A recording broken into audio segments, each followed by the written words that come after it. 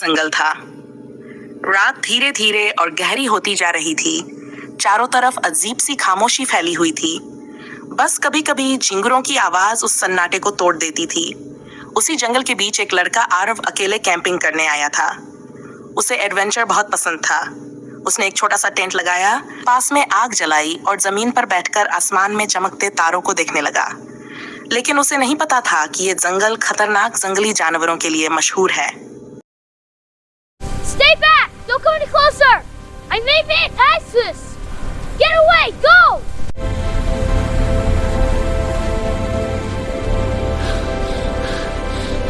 It's all right now.